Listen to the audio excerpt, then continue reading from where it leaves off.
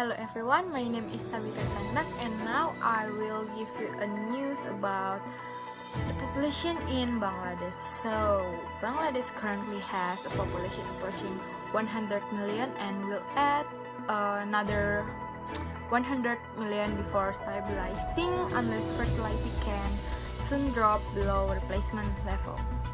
This level of fertility decline will require a change in marriage pattern, which have been minimal so far even with increasing female schooling. It would also benefit from a long-awaited shift to long-term contraception.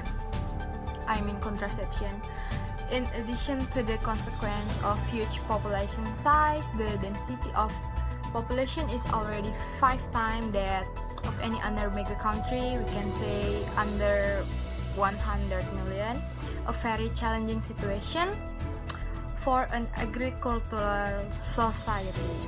Most of the future growth will be urban, increasingly in slums.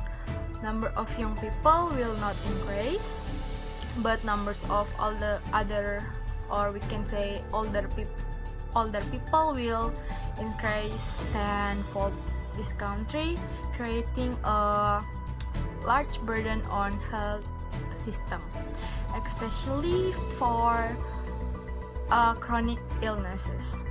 High of density of populations means that agricultural land may have dramatic impacts on agriculture, though flooding and drought resulting from weather change and geopolitical influences on transborder rivers. Rising sea levels and consequent salinity will affect crops and require shifts to alternative land use. Serious long-term planning is needed for meeting the growing needs of the population, both for distribution and consumption. And yeah, there is an important thing I will say in this news is first, the density of Bangladesh population is much higher than any other mega country. Second, in 2007, Bangladesh was only halfway up the population growth curve and will reach more than 250 million later this country. Third, most of the increased population will urban and much of Bangladesh will essentially become a city-state. Next, the number of children born each year is now stabilized and slightly less than 4 million.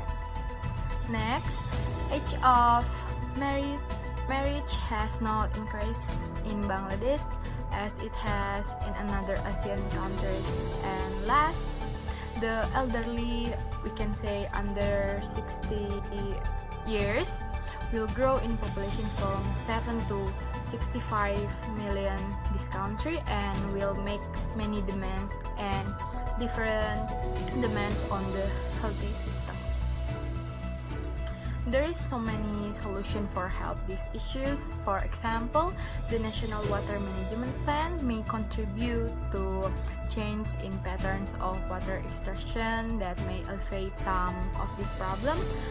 But if agricultural production does not increase, what will be trend for agricultural employment? This trend suggests that agriculture will not absorb the continuing growth of population into economically productive labor force. Thus, the continuing short-term growth in the rural areas of around 2 million annually will have to find another source of employment, of which there are a few of they will be driven into the cities looking for work. The later in this the most like scenario by 2025 when rural population are expected to stop growing.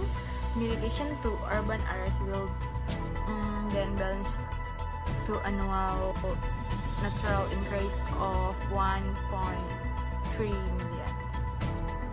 Finally, in this brief overview, the potential catastrophic impact of the proposed plan to divert many major rivers passing through India will not be discussed. Obviously, if this has occurred, Bangladesh would be deprived of currently available transboundary surface water.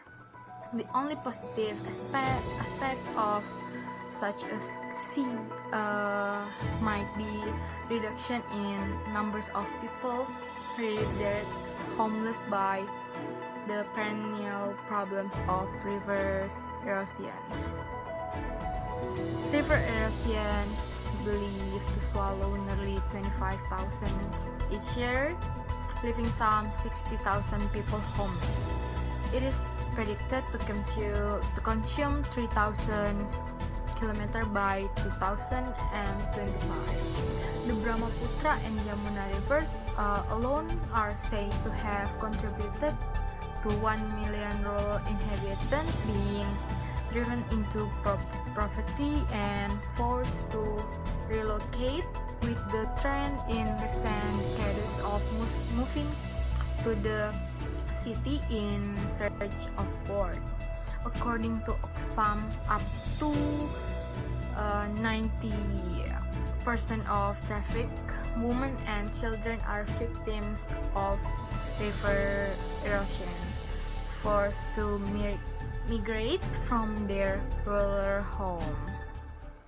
So yeah, that's the news I can convey today. See you in another news session. Thank you.